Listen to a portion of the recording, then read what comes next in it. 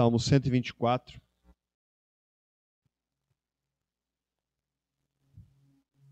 Não fosse o Senhor que esteve ao nosso lado, Israel que o diga. Não fosse o Senhor que esteve ao nosso lado, quando os homens se levantaram contra nós e nos teriam engolido vivos, quando a sua ira se acendeu contra nós. As águas nos teriam submergido, e sobre a nossa alma teria passado a torrente, águas impetuosas teria passado sobre a nossa alma. Bendito o Senhor que não nos deu por presa aos dentes deles. Salvou-se a nossa alma como um pássaro do laço dos passarinheiros. Quebrou-se o laço e nós nos vimos livres. O nosso socorro está em nome do Senhor, Criador do céu e da terra. Na última aula foi nos trazido uma reflexão sobre como Satanás, como o inimigo considera os homens ou a criação de Deus, e foi usado o exemplo de Jó, como que Jó foi tentado, como que Jó foi, como que o diabo, por permissão de Deus, como que ele fez, como que ele atacou. E eu quero dar continuidade a isso que foi trazido na última. O título desta mensagem de hoje, irmãos, porque não podemos esquecer que nós estamos numa série que é o homem que Deus usa. E hoje a minha aula tem como título uma consideração mais elevada. Então, qual é a consideração que o diabo tem pelos homens? Só uma: destruí-los. Ele tem uma baita de uma consideração. O que ele considera ao nos ver é: vou destruí-lo.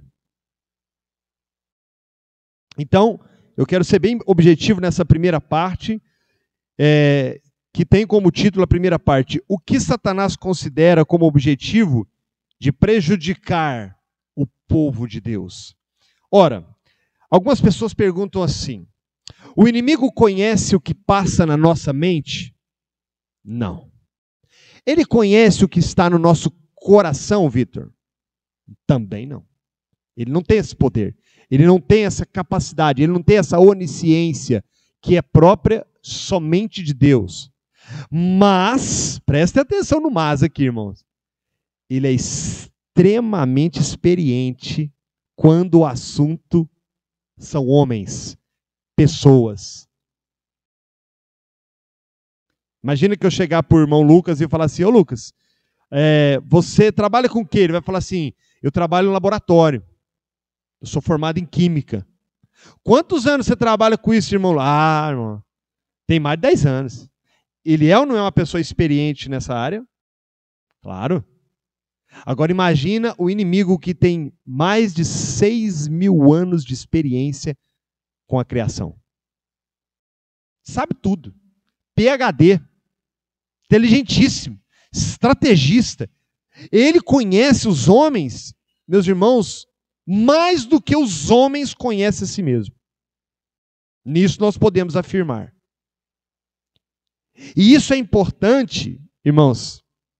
Isso é muito importante porque uma das estratégias de guerra é conhecer o inimigo. Vai para uma batalha, vai para uma guerra, uma das estratégias é conhecer os pontos fracos do inimigo. Imagine aqui na nossa realidade, porque nós não somos um país de guerra, mas vamos imaginar uma final de campeonato. Estamos em Minas Gerais, né? Atlético e Barcelona. Final de campeonato, Champions League. Vai dar Barcelona, né? Com certeza. Mas o treinador do Atlético, o que ele vai fazer? Ele vai estudar o Barcelona. Vai ver vários jogos que ele teve por último, vai ver como é que é o atacante, qual que são os pontos fracos da defesa, para criar um sistema que consiga furar e então serem vencedores. E agora imagina só o inimigo, 6.000 anos, estudando estratégias. Os homens, para ele nada é novidade. Então, apesar dele não ter essa onisciência, nós temos que considerar isso. Não podemos subestimá-lo. E ele sabe, olha que interessante, alguns pontos importantes. Ele sabe como nos olhar e nos avaliar de pé a cabeça. Ele sabe, ele olha para nós e faz um autoexame. O ponto fraco dele é luxúria. O ponto fraco dele é pornografia. O ponto fraco dele é que ele é vaidoso. O ponto fraco dele é que ele é preguiçoso. É lá que eu vou atacar. É naquela área. Os irmãos percebem? Ele consegue, pelas nossa fala, pelas nossas atitudes, pelo modo que olhamos, ele consegue perceber quais os pontos fracos que nós, homens, temos. E aí ele trabalha em cima daquela fraqueza, porque ele sabe que ali ele vai ter mais sucesso. Se você não tem problema, por exemplo, para trabalhar, por que ele vai tentar você com a preguiça? Você não tem problema com isso, você é um burrado para trabalhar, meu irmão. Taca serviço, não sei, você vai. Então ele não vai mexer com você nessa área. Ele está tranquilo. Mas se você é uma pessoa que tem muito medo, por exemplo, de doença, meu irmão, pode ter certeza. É lá que ele vai. É lá que ele vai te tentar. É naquele lugarzinho, naquele calcanhar de Aquiles, que você mais vai ser tentado a pecar e a abandonar a fé. Ele vai tirar vantagem. Segundo, ele também atenta para considerar nosso estado de espírito. Isso aqui, irmãos, é muito interessante. Alguns homens são mais propensos a serem tentados quando estão aflitos, desesperados. Outros são mais propensos a cair quando estão muito alegres. E o inimigo sabe disso. Ele conhece isso. E ele fala assim, agora que eu pego ele. Ele está do jeitinho que eu estava esperando. Deu certo. Agora é o momento. Isso é importante, irmãos. Terceiro, ele age como um pescador de peixe. Ele observa o peixe e ele... Boa noite, bem-vindo. Imagine que eu não sou pescador, eu não entendo nada de pescaria. Mas para você pescar peixes grandes, você não pode usar a mesma isca de um peixe pequeno. Não vai dar certo. Tem a isca própria para cada peixe que você quer pegar. Vocês acham que o inimigo não sabe disso, não? Qual é a isca adequada para te atingir? Isso é muito importante, meus irmãos. Olha que interessante isso aqui. É um pequeno texto de Thomas Spencer. Prestem atenção comigo nesse pequeno texto. Olha que interessante. O camaleão, quando está na grama, para pegar moscas e gafanhotos, toma a cor da grama. Assim como o pólipo fica da cor da rocha sobre a qual se esconde, de modo que o peixe pode chegar perto dele sem qualquer suspeita de perigo. Da mesma maneira, Satanás se transforma na forma que menos tememos e coloca diante de nós objetos de tentação que são os mais agradáveis à nossa natureza. E assim podemos logo nos aproximar de sua rede. Olha isso aqui, irmãos. Vocês acham que o inimigo é vermelho, tem chifrinho e cauda?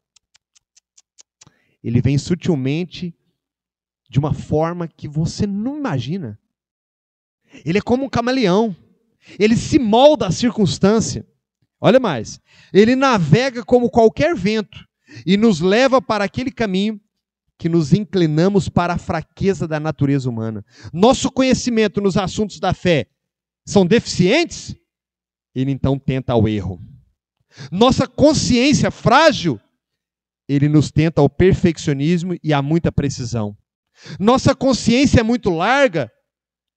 Ele nos tenta a liberdade carnal. Irmãos, isso é muito sério e é interessante. Nós não podemos baixar a guarda. Não podemos. Quarta observação que nós temos que fazer aqui, segundo a Bíblia. Ele também, o inimigo, atenta para considerar nossa posição entre os homens. A maioria das pessoas, elas têm uma tendência a pecar quando estão junto de outras pessoas. Por quê? Porque elas são influenciadas pelo meio. Como elas querem a aprovação de outras pessoas, elas acabam baixando a guarda. Isso acontece muito no local de trabalho. Você não quer que todo mundo te rejeite. Você não quer que todo mundo não goste de você. Não é assim? Então, o que você faz naturalmente? Começa a agir de uma forma para tentar ser aceito. E é muitas vezes aí que o inimigo nos pega. Porque ali, nesse meio, nós estamos mais vulneráveis. Outro ponto, ele também considera muito a nossa condição no mundo. Aquele ali é muito rico. Ele é avarento. Ele é vaidoso. Ele gosta muito de dinheiro. É ali que eu vou pegar ele. Não, aquele ali, ele é mais pobre e ele tem complexo de inferioridade.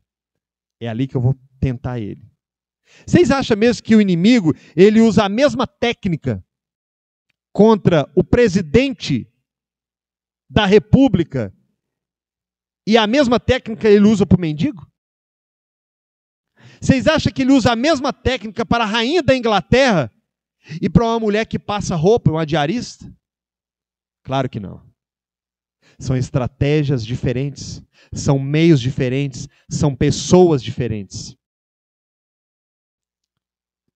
Por último, consideração do inimigo. Por último, Satanás, quando faz suas investigações, nota todos os objetos da nossa afeição. Estou vendo que o negócio dele ali é os filhos. Ele tem uma coisa com os filhos. Se eu mexer com os filhos, ele desmonta. Ele cai.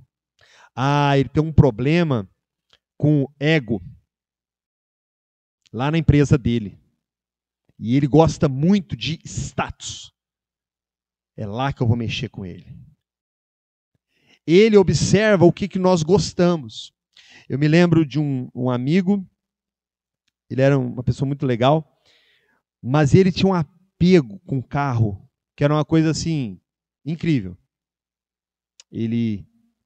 Se alguém encostasse no carro dele, Lucas, ele já mudava o rosto. E muitas vezes ele chegava, como ele gostava demais do carro dele, ele estacionava na porta da igreja. E o que acontece com quem estaciona o carro na porta da igreja? Todo mundo encosta no carro, não é verdade? Ele perdia a bênção no fim do culto. Ele queria parar na porta da igreja, mas não queria que ninguém gostasse no carro dele. E se ele precisasse dar uma carona? Aí que ele ficava bravo mesmo. Porque os tapetinhos eram tudo limpinho, tudo lavadinho, né? E aí a gente ia pisar, ia sujar o carro dele, ele ficava aborrecido. É ali que o diabo muitas vezes tentou ele. Na idolatria com o carro. Aquilo roubava a paz dele. Os irmãos estão percebendo que isso faz parte do nosso dia a dia, do nosso cotidiano? Eu estou aqui falando, eu tenho certeza que alguns de vocês já pensaram sobre isso. Você quer ver um trem que o inimigo usa muito para nos aborrecer? Trânsito. Você está bem, você acordou animado, você pega o trânsito, alguém te dá uma fechada, você fica doido. Você esquece na hora que você é crente. Quando você vê, você pronunciou uma palavra, você desejou mal, você falou alguma coisa que não deveria. E se você tivesse a oportunidade, você tinha descido do carro. Não é assim, muitas vezes? Não é nada, né, irmãos?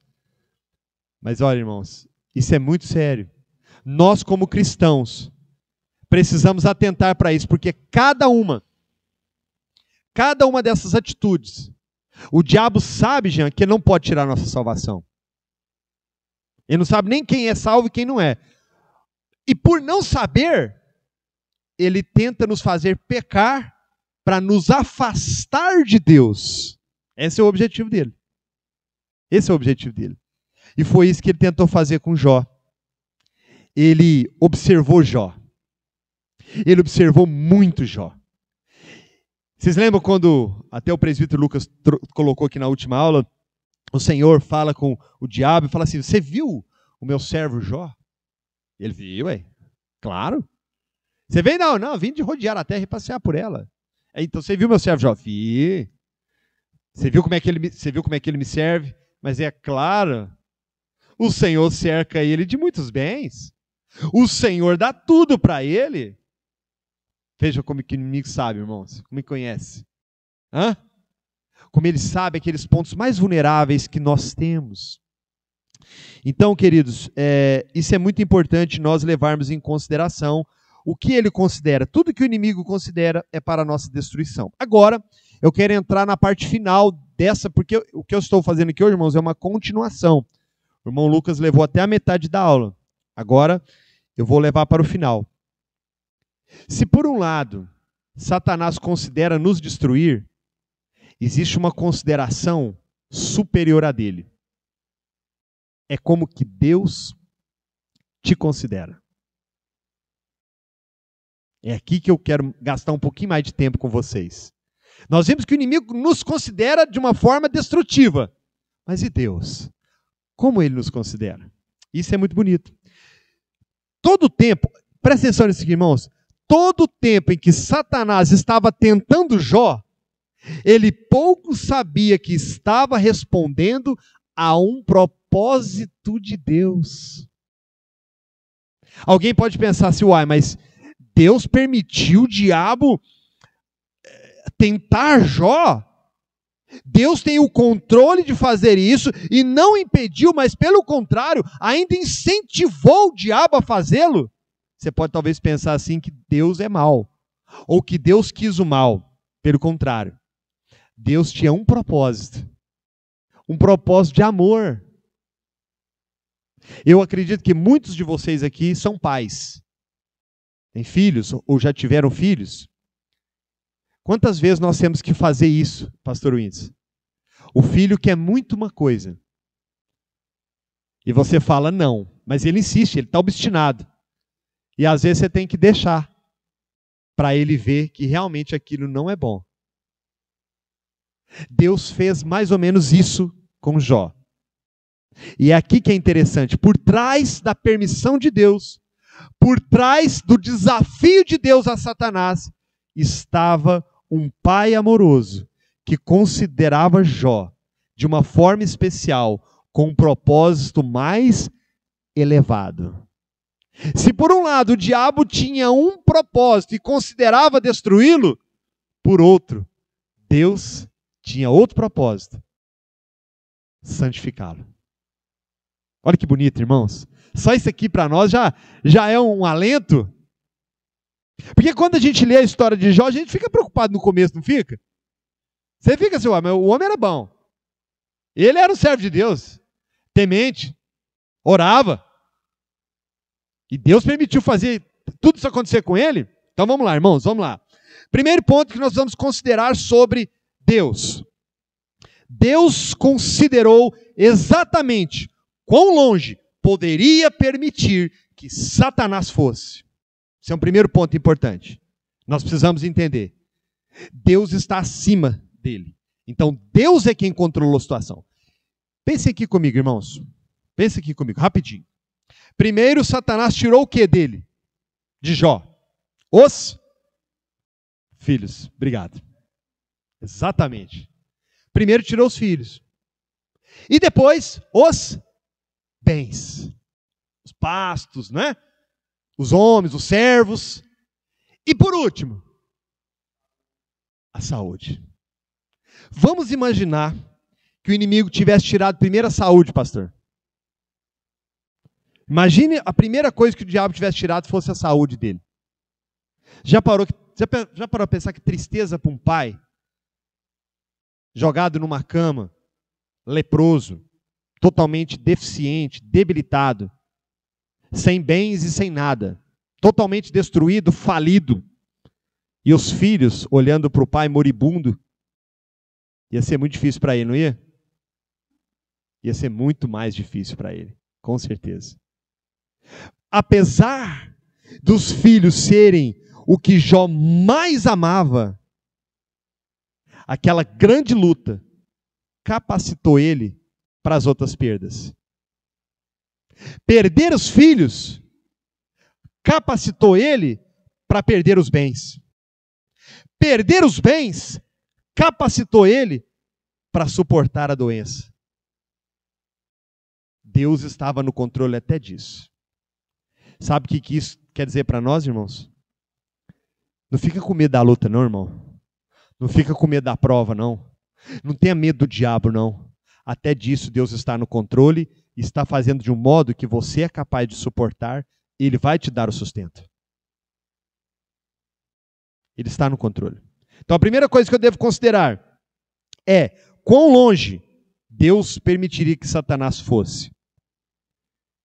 Segundo, o Senhor, será que Deus não considerou também como poderia sustentar o seu servo na provação? Será que Deus não considerou isso? Que ele poderia sustentá-lo? Bom, Deus deve ter pensado assim, né? Se Satanás pode tirar e eu deixei ele tirar, eu tenho o poder de dar. Se Satanás é capaz de tirar a paz, eu sou o Deus da paz. Eu posso sustentá-lo. Deus, Vitor, não se intimida com o inimigo. O inimigo, irmãos, ele não está em pé de igualdade com Deus em poder, não. Não existe isso. Não existe nem combate. Ali não tem nem graça. Ali é a mesma coisa que eu entrar no ringue contra Mike Tyson. Márcio. É a mesma coisa. Eu e Mike Tyson. Ele vai rir da minha cara. Ele não vai nem fazer força. Assim é Deus para com o inimigo. Deus está no controle soberano.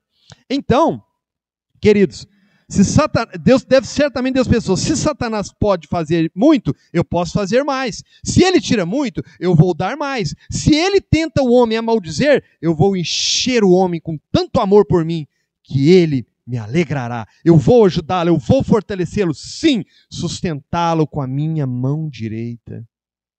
Vocês acham mesmo que Jó suportou tudo por conta própria? Vocês acham mesmo que Jó venceu tamanha dor por ele mesmo? Porque ele era bom? Porque ele era forte? Ele venceu porque o Senhor sustentou. Porque o Senhor capacitou. Porque o Senhor lhe deu graça. E nesse sentido, meus irmãos, eu queria muito que vocês abrissem a palavra de Deus em 1 Coríntios, capítulo 10, verso 13. E eu quero que vocês abram esse texto, para que esse texto realmente fique gravado em seus corações. Esse texto, ele é muito importante para nós, queridos irmãos, como homens de Deus, que o Senhor chamou. Esse texto, ele tira um peso dos nossos ombros. Aqueles irmãos que puderem gravar, anotar, sublinhar. 1 Coríntios, capítulo 10, versículo 13. Olha o que ele vai dizer. Não vos sobreveio tentação que não fosse humana, mas Deus é fiel e não permitirá que sejais tentados além das vossas forças. Pelo contrário, juntamente com a tentação, vos proverá livramento, de sorte que possais suportar. Que lindo isso aqui, não é, irmãos? Paulinho, mas está tão difícil. Paulinho, está doendo, está difícil. Olha, sinceramente, essa semana eu pensei em jogar a toalha. Meu irmão, não faça tal coisa. O Senhor te sustentou até aqui, Ele vai continuar te sustentando. Tudo vai passar, esse vale vai passar, essa prova vai passar, essa humilhação vai passar, essa tentação vai passar, esse vale seco vai passar. Olha o que o apóstolo Paulo nos ensinou. Que coisa linda. Terceira coisa que nós temos, então nós consideramos que Deus, nós temos que entender que Deus, primeira coisa que eu falei, Deus considerou exatamente quão longe poderia permitir, ou seja, Ele está no controle. Segundo, Deus considerou sustentá-lo. Terceiro, olha que bonito isso aqui, irmãos. Deus considerou santificá-lo. Jó, nós falamos isso na primeira aula, acho que os irmãos não vão lembrar. Jó, apesar de ser um homem temente a Deus, um homem que Deus elogiou, ele tinha um pouquinho de orgulho. Ele tinha um pouquinho de autossuficiência. A gente vai ver isso quando os amigos dele começam a tentar confortá-lo e achar uma razão para o sofrimento, ele começa a levantar argumentos. Olha, mas eu não podia estar passando isso, não. Não faz sentido. Eu sou um servo. Isso, Vitor, é justiça própria. É quando eu começo a achar que eu não poderia passar por isso. Tem pessoas piores do que eu. Tem pessoas que fazem maldades que eu não faço e não vivem as adversidades que eu vivo. Não é justo. Mas Deus, que é justo, naquela provação, Deus queria trabalhar algo no coração de Jó.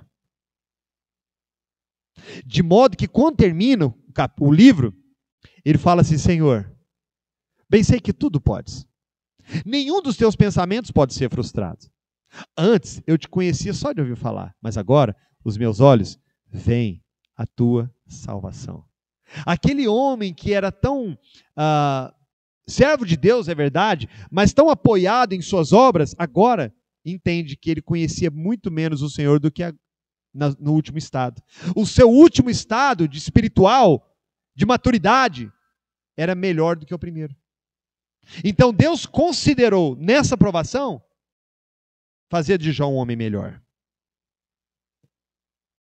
E quarto, durante todo o tempo, Jó estava sendo capacitado para uma recompensa maior. Isso aqui é interessante, irmãos. Presta atenção. Estou chegando no final. Deus já tinha o propósito de dar mais a Jó, de prosperá-lo ainda mais. Deus já tinha esse propósito. Só que Deus não poderia fazê-lo, porque talvez o seu orgulho, ou a sua vaidade, ou a sua natureza humana, pudesse fazê-lo cair. Então, antes que Deus lhe desse aquilo que ele já intencionava dar, ele permite que Jó passe pelo vale e perca tudo, para que Jó, então, tirasse o seu coração de qualquer coisa que fosse humana, aplicasse o seu coração somente a Deus. E então, Deus pôde dar tudo o que o Senhor queria dar a ele. Deu tudo em dobro. Inclusive os filhos. Mas alguém fala assim, mas ele só deu mais 10, mas ele nunca deixou de ser pai de 20, não é? 10 já havia morrido, mas ele foi pai de 20 filhos. Deus deu tudo em dobro a ele. Que coisa maravilhosa, irmãos. Às vezes, querido, a luta que você está passando é porque Deus está considerando fazer algo maior na sua vida. Mas antes de fazê-lo, você precisa passar pelo vale. Como é difícil passar pelo vale, irmãos. Como dói passar pelo vale. Só quem já passou é que sabe. E eu quero concluir esta mensagem, irmãos. Eu quero concluir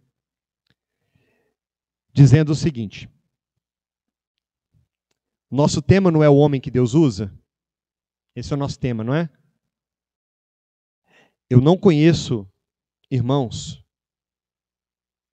um homem que tão usado quanto Jó nas Escrituras.